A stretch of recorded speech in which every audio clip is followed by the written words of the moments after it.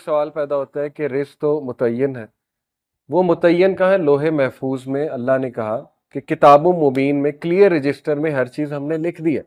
اللہ کہتے ہیں کہ کوئی بھی مخلوق اس دنیا پر نہیں چلتی، لیکن یہ کہ اس کا رزق اللہ نے لکھا ہوا ہے۔ کہاں؟ کتاب مبین کلیئر رجسٹر میں۔ وہ کیا ہے؟ لوح محفوظ میں۔ لوح محفوظ کیا ہے؟ میکرو لیول کی تقدیر۔ مائکرو اور میکرو کو سمجھ لیں۔ میکرو لیول کی تقدیر یعنی اللہ کا کامل علم۔ لوح محفوظ کیا؟ اللہ کا کامل علم ہے۔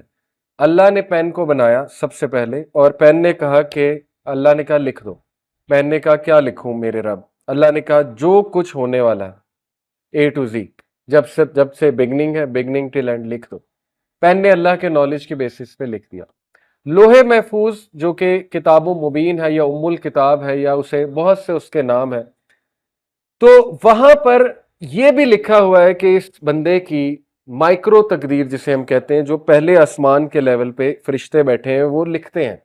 اللہ کے نبی صلی اللہ علیہ وسلم نے ان کو لکھتے سنا، کہا کہ جب میں جا رہا تھا معراج پہ تو مجھے پینز کی آوازیں آ رہی تھی، وہ لکھ رہے ہیں۔ وہ ہر وقت بزی ہیں، ان کو انسٹرکشن 7ویں آسمان سے آتی ہیں، یہ لکھ دو، اب یہ لکھ دو۔ لیلۃ القدر کی رات جو ہے ان کو بتایا جاتا ہے یہ چیز چینج کرو، یہ ایڈیٹنگ کرو، یہ بندہ یہ دعا کر رہا ہے، نیک عمل کر رہا ہے، ڈیلی بھی وہ بزی ہیں، ڈیلی ڈکری بھی ہوتی ہے، ہمارے اعمال پہ ڈیپینڈنٹ ہے۔ مثال کے طور پہ ہمیں آج ایک چیز ملنی تھی، ہمارے کسی گناہ کی وجہ سے رک جاتی ہے، اس کو کہتے ہیں تقدیر، اس کو کہتے ہیں کہ وہ چیز آپ کو گناہ کی وجہ سے نہیں ملی۔ یہ ہے گھٹنا کہ اللہ کہتے ہیں نا، اللہ جس کا چاہتا ہے رزق کشادہ کرتا ہے، جس کا چاہتا ہے گھٹاتا ہے۔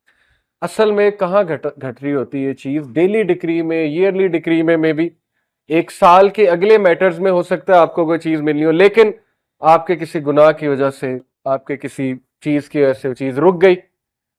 لیکن لوح محفوظ میں لکھا ہوا ہے کہ یہ چیز آپ کو ملنی، اس کی ٹائمنگ کیا ہے؟ یہ ڈیلی ڈکری، ایئرلی ڈکری فرشتوں کو بتایا جاتا ہے، پلس مائنس ہوتا رہتا ہے۔ آئی ہوپ کہ یہ ایک بڑا ٹیکنیکل اور بڑا کمپلیکس کانسیپٹ ہے، آئی ہوپ کہ آپ کو اس مثال سے سمجھ آ گیا ہوگا۔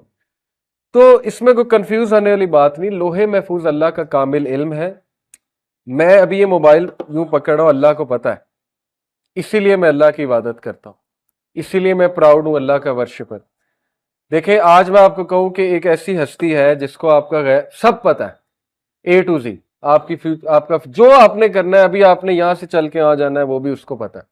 آپ کہیں گے کون ہے؟ آپ تو بیعت کر لیں گے جا کے، آپ کہیں گے میں تو ملاؤ اس سے، کون ہے؟ یہی اللہ ہے، اللہ کے علاوہ کوئی نہیں ہے۔ غیب کا علم اللہ کے علاوہ کسی کو نہیں ہے، خزانوں کا علم اللہ کے علاوہ کسی، میری فیٹ اللہ کو پتہ ہے، اور میں اس پہ پراؤڈ ہوں۔ اس میں کوئی چیلنج کرنے کی ضرورت نہیں ہے کہ یہ کیا، یعنی اللہ کو پتہ ہے نا، کوئی کچھ لوگ کہتے ہیں جی کہ اچھا اللہ کو پتہ ہے کہ آپ جہنمی ہیں یا فلانا جہنمی، تو پھر میرا کیا قصور؟ نہیں، ایسے ہم نے نہیں کرنا۔ اللہ کو پتہ ہے، یہ اللہ کا علم ہے، اور وہ ہمارا رب ہے، اور اسی لیے وہ رب ہے، اسی لیے اللہ سبحانہ و تعالیٰ اومنی پوٹنٹ ہے، اسی لیے وہ سب سے زیادہ پاورفل ہے، العزیز ہے، الحکیم ہے، وہ خدا ہے، وہ رب ہے، وہ گاڈ ہے، اللہ ہے وہ اللہ، اور اللہ جیسا کوئی نہیں ہو سکتا۔ اس لیے بی پراؤڈ کہ آپ اس رب کی عبادت کرتے ہیں جس کو سب پتہ ہے۔ اس لیے ہم اس سے رہنمائی طلب کرتے ہیں کہ اللہ آپ کو پتہ ہے میں نے کل کیا کرنا ہے، مجھے نہیں پتا، لہٰذا میرا کل بھی اچھا کر دیں۔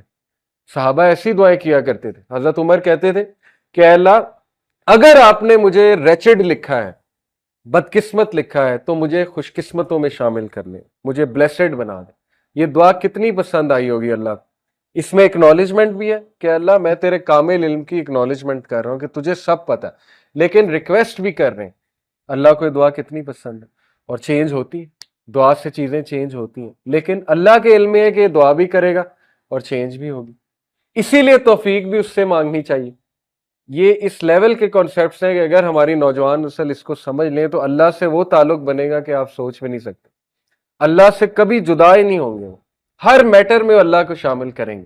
جتنا آپ اللہ کو جانیں گے، آپ کا اللہ سے تعلق خوبصورت سے خوبصورت ہوتا جائے گا۔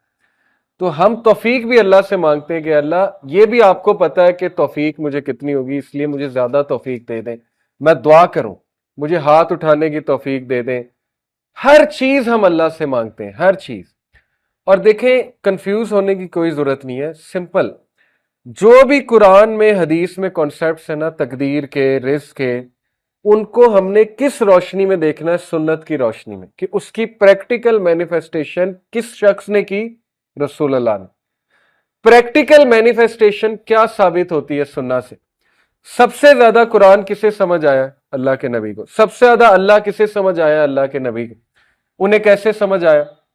انہیں بھی پتا تھا رزق پری ڈیسٹنڈ ہے، پتا تھی یہ بات، انہیں بالکل پتا تھی، لیکن ان کا عمل کیا بتاتا ہے؟ ہجرت جب کی، ہر طریقہ اپنایا کہ نہیں اپنایا؟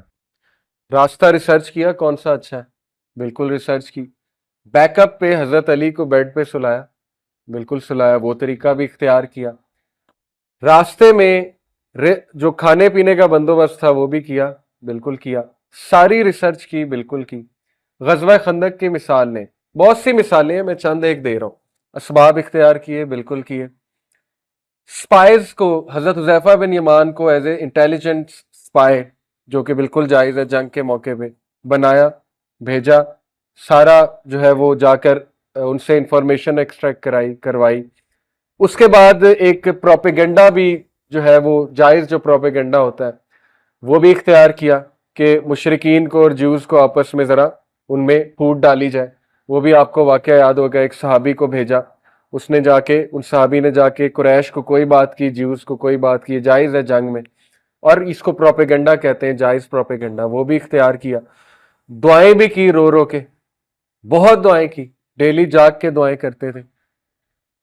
اینڈ میں وکٹری مسلمانوں کو ملی، جبکہ اللہ نے یہ کہا ہوا ہے، سورہ فتح کی غالباً آیا ہے کہ کتب اللہ لأغلبن انا ورسلی، اللہ نے لکھ دیا ہے کہ اللہ اور اس کا رسول غالب ہوں گے۔ اللہ نے تو بتا دیا پروفٹ کو کہ آپ نے غالب ہونا ہی ہونا ہے، فتح مکہ آپ ہی کی ہے۔ لیکن بغیر ایفرٹ کے اگر اللہ نے کسی کو کچھ دینا ہوتا تو محمد رسول اللہ کو دیتے صلی اللہ علیہ وسلم، کیونکہ سب سے پیارے وہ ہیں اللہ کو۔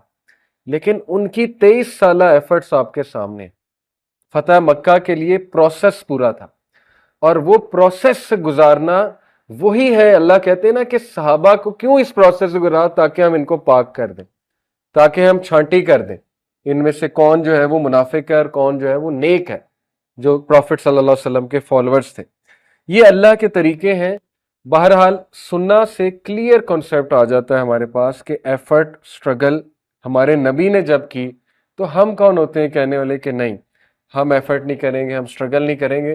ہاں ایکسیپشنز موجود ہیں، ان کو ہم معجزے اور کرامت کہتے ہیں، ان ایکسیپشنز کو۔ جیسے حضرت مریم کے پاس جب زکریا علیہ السلام جاتے تھے تو سمر میں ونٹر کے فروٹس پڑے ہوتے تھے، ونٹر میں سمر کے فروٹس پڑے ہوتے تھے ان کے حجرے میں۔ حضرت زکریا حیران ہوتے تھے، کہتے تھے مریم یہ کہاں سے آئے ہیں؟ حضرت مریم کہتی تھی یہ میرے رب نے دیے۔ وہ کرامت ہے، غیر انبیاء پہ کرامت ہو سکتی ہے، لیکن یہ کہ اس چیز کو کوئی استعمال کر کے اب کلیم کرنے لگ جائے کہ میرے پاس وہ طریقہ ہے کہ جائے نماز پہ بیٹھو نیچے سے پیسے نکلیں گے، ایسی بہت سی باتیں سننے کو ملتی، وہ امپریکٹیکل باتیں، اور سنت غیر سنت، مطلب سنت سے ثابت نہیں یہ چیزیں، آپ کیسے کلیم کر رہے ہیں یہ چیزیں؟